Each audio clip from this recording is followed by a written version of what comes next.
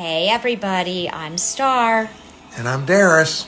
And this is Snack Vent, coming to you live from our Clintonville studio, which is actually our guest room, which is actually a combination of a gym and a bedroom.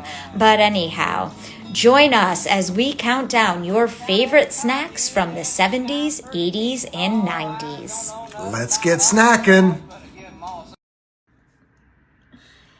Hey everybody, we are back in our traditional studio, kicking off a new week with your December 9th episode of Snack Vent. I'm Star. I'm Darius.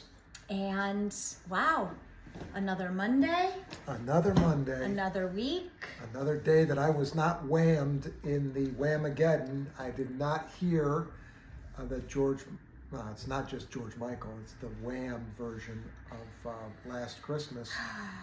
I thought it was going to, but nope, didn't turn out. So we had to do a little bit of research today. He actually told me not to do research, but I did do the research because I thought I was whammed. But it turns out the official competition rules, and this competition actually started in Australia, I learned when I went to the official Whamageddon site.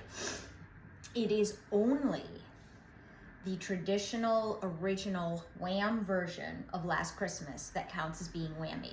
So remixes and covers do not count. It's not called Remix Again.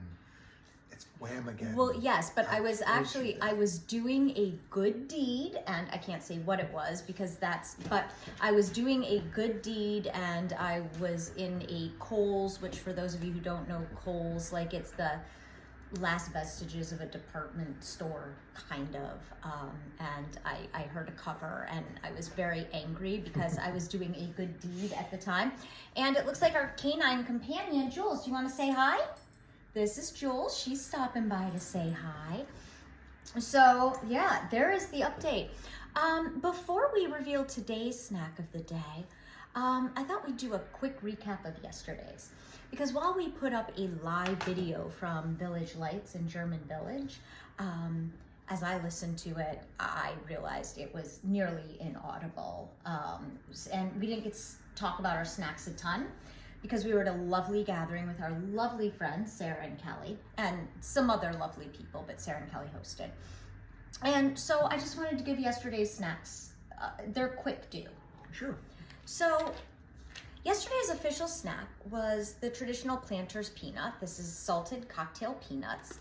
And my grandfather was one of the granddads who would just sit in his chair and shake himself out, handful of nuts, while he was reading his book. I was going to share my handful with you because it's a lot. And just really loved good old... They're delicious. You know, when we talk about the nostalgia of the 70s and 80s and 90s snacks, this is maybe not my favorite snack. Well, it is delicious. It's not my favorite planter either. I like the dry roasted. Although the dry roasted coating of today is not the same as it used to be. They were much more flavorful and more salt. But, and also, I think my grandfather, I think they still had the glass jar then. Now they have a kind of plastic jar that I couldn't find, but I want to say it was a glass jar. So anyone who's being hosted by us in the next several months, look out for those. The snack we actually got that I was so excited about because we missed them last year were these freshly roasted almonds from the Nutty Bavarian. From the Nutty Bavarian. They're fresh roasted Bavarian nuts. This year we got almonds. They are they're cooked in a kettle. It's so much more meaningful even if you can't hear and you look back at the video. They're cooked in a kettle. They're served warm. They're soft, warm. There's some cinnamon and butter and sugar. I mean, they are truly delicious. I love this package because it reminds me of Life of Brian when they go to the stoning and they're buying the snacks. Otter's noses, badger spleen, wolf nipple chips, And these, it's in a package like this. So, look, everybody has their thing, and that was mine. Darius, Yes. now that we're all caught up, how about you reveal our snack of the day? Okay, Jules, can you just keep watch while Jules, can you greet our viewers? Oh, yay! Yay, Jules. That sounds exciting. It's a Oreo cookies. Oreo. So I was Oreo. designated the official person to know and research the Oreos. So I have a little bit of information, but I don't have to say too much because we're all familiar with them. I mean, first of all, they're the world's most popular cookie. Are they? For the last 10 years, they have been top in the world. So if you haven't had an Oreo, you're probably rare. I would keep that streak going, but otherwise, enjoy. What if you've had a Hydrox?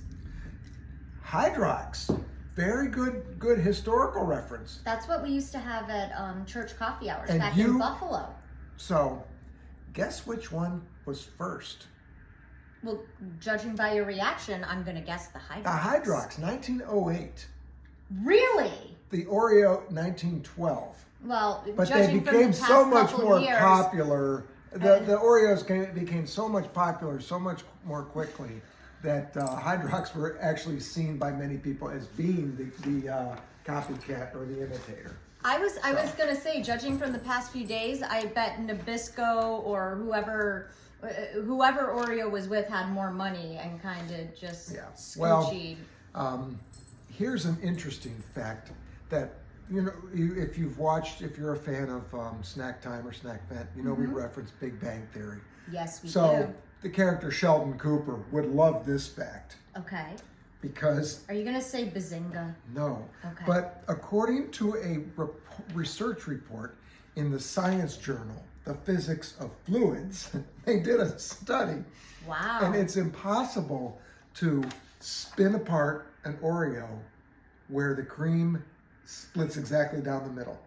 Really? It always goes to one side or the other. The majority of it goes to one side or the other. It's an impossibility for it to split completely straight down. So studies far more sophisticated than my hands. In fact, I wish I were there in that study. I want to be in that study. The scientists that actually were doing that is hilarious. Okay. So that was interesting. And here's another interesting star for you and I on a personal note.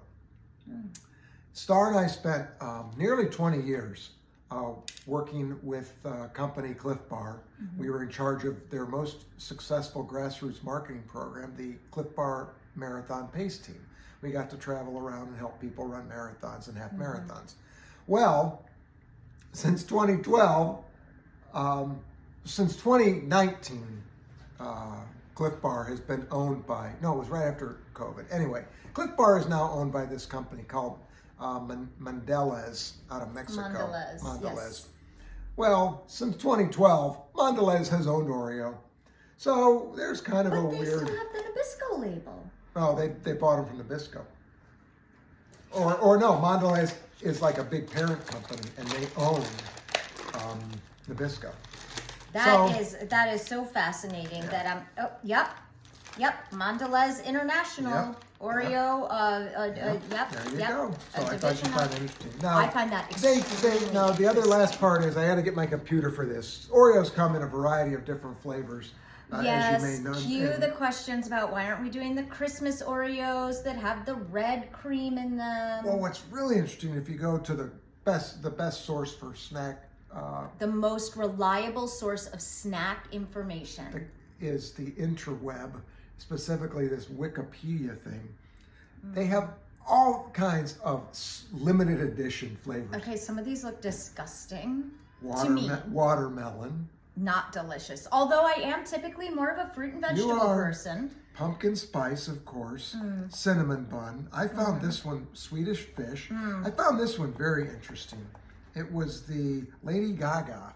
Oh, I remember those. It was a salmon-covered cookie wafer with a Malachite? Malachite green filling. Same flavor as the golden Oreo. It was for Chromatica, right? Exactly. Okay. And there's just Wow. hot chicken wing, which is exclusive to China. I would hope so. I saw root beer, pina colada. The mystery is a churro flavored. Why don't they just call it churro?